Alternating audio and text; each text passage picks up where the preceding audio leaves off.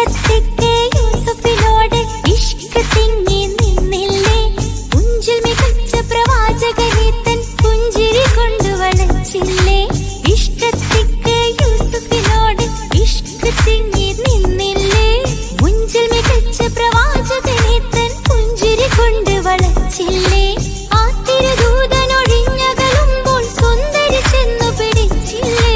പ്രേമിക്കാതെ പോകല്ലേ, ഈ പ്രേമം വിട്ടുകളയല്ലേ. അസ്രമുള്ള മണം വിശ്വം